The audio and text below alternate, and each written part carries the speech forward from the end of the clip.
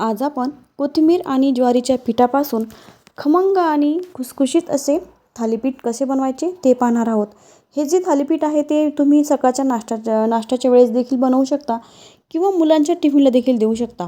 अगदी सोपी रेसिपी आहे, झटपट तयार होते आणि चवीला देखील खूप छान लागते। चला तर मग वेळ न घालवता लगेच रेसिपीला सुरुवात करूया। त्यासाठी एक छोटंसं वाटण तयार करून घ्यायचं। इथे मी 5-6 हिरव्या मिरच्या घेतलेल्या आहेत, 10-12 लसणाच्या पाकळ्या आणि 1 चमचा जिरं घेतले। याचं आपल्याला अगदी बारीक असं वाटण तयार करून घ्यायचं आहे। आणि इथे बघा भरपूर अशी मी हिरवीगार कोथिंबीर बारीक चिरून घेतलेली आहे आणि 2 कांदे अगदी बारीक चिरलेले आहेत। आता लगेचच आपण पीठ मोजून घ्यायचं। तर एकाच वाटीने मी सर्व पीठ मोजून घेणार आहे। तर 2 वाट्या मी इथे ज्वारीचं पीठ घेतलेलं आहे आणि 1 वाटी मी बेसन पीठ टाकलेलं आहे। यामध्ये आपण फक्त 2च पिठाचा वापर करणार आहोत, तरी देखील हे जे थालीपीठ आहे ते एकदम खमंग आणि खुसखुशीत असे तयार होतात। यानंतर इथे मी 1 चमचा ओवा घेतलेला आहे। ओवा जो आहे तो हातावर अशा पद्धतीने चोळून घ्यायचा आणि मग त्यामध्ये टाकायचा आहे।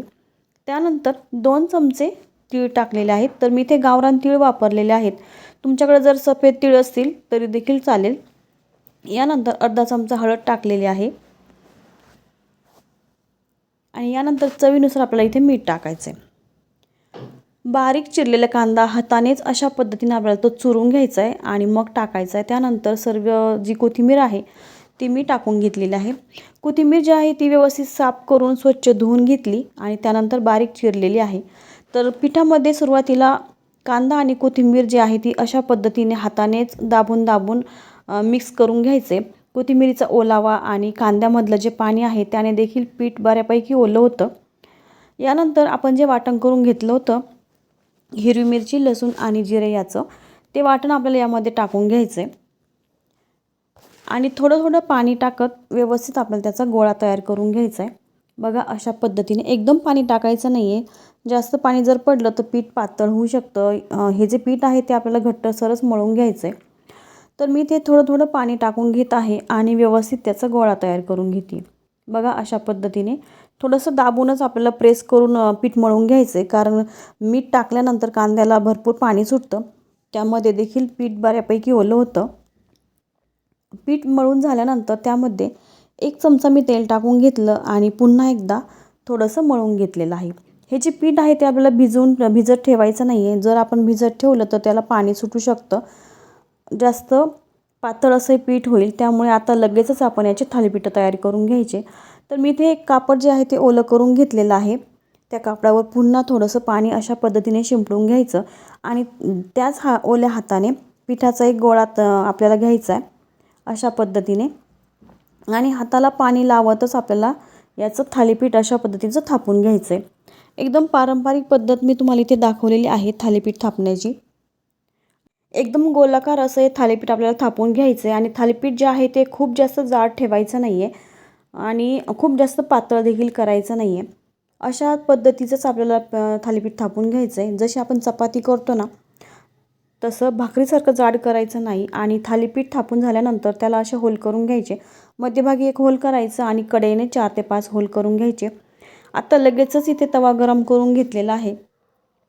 तव्यावर मी तेल टाकून घेते। हा लोखंडाचा तवा आहे, त्यामुळे सुरुवातीला मी ते भरपूर तेल टाकले, कारण लोखंडाच्या तव्याला थालीपीठ चिटकू शकतं आणि सर्व बाजूला तेल अशा पद्धतीने आपण पसरून घ्यायचं आहे। त्यानंतर कापड उचलून घ्यायचं सावकाश आणि अशा पद्धतीने थालीपीठ तव्यावर टाकून घ्यायचं आहे। दुसऱ्या बाजूने अलगद असं कापड काढून घ्यायचं आहे। बघा किती छान असं न तुटता हे जे थालीपीठ आहे ते आपण तव्यावर टाकून घेतलेलं आहे। यानंतर कडेने देखील थोडंसं तेल सोडायचं, मध्यभागी जे होल केलेले आहेत त्यावर देखील थोडंफार तेल सोडायचं आणि 2च मिनटं आपल्याला हे थालीपीठ जे आहे ते झाकून ठेवायचं आणि यावेळेस आपल्याला गॅस जो आहे तो एकदम कमी करायचा आहे।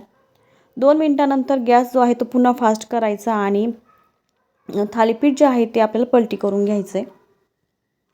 सुरुवातीचं आपलं पहिलंच थालीपीठ आहे, त्यामुळे थोडंफार चिटकलेलं आहे तव्याला। ज्यावेळेस आपण दुसरं थालीपीठ करू ना ते अजिबात चिटकत नाही। बघा मस्त असं खरपूस भाजलेलं आहे। पुन्हा मी कडेने थोडंसं तेल सोडून घेतलं आणि दुसऱ्या बाजूने देखील आता मी फास्ट गॅसवर हे जे थालीपीठ आहे ते खमंग असं भाजून घेते। बघा किती सुंदर असा रंग आलेला आहे थालीपीठाला। दोन्ही बाजूने सोनेरी रंग येईपर्यंत थालीपीठ आपल्याला भाजून घ्यायचे। हे जे थालीपीठ आहे ते एकदम झटपट तयार होतं, एकदम असं खुसखुशीत खमंग लागतं चवीला. नक्की ट्राय करून बघा तुम्ही या पद्धतीने थालीपीठ. याच पद्धतीने मी आणखी दुसरं एक थालीपीठ देखील तयार करून घेतलेलं आहे. ते सुद्धा आपल्याला अशाच पद्धतीने भाजून घ्यायचं आहे. इथे बघा मी सर्व थालीपीठ जे आहे ते तयार करून घेतलेले आहेत. किती मस्त मऊ लुसलुशीत असे थालीपीठ तयार झालेले आहेत. बघा किती सॉफ्ट असं थालीपीठ आहे. सहजपणे तुटलं जातं, म्हणजे वयस्कर जे आपल्या घरी लोक असतील तरी देखील ते सहजपणे थालीपीठ खाऊ शकतील, इतकं सॉफ्ट असं हे थालीपीठ इथे तयार आहे. आजचा जर व्हिडिओ तुम्हाला आवडला असेल तर व्हिडिओला लाईक करा, शेअर करा आणि जर तुम्ही चॅनलवर नवीन असाल तर चॅनल देखील नक्की सबस्क्राईब करा. चला तर मग पुन्हा भेटूया नवीन व्हिडिओसोबत. तोपर्यंत धन्यवाद.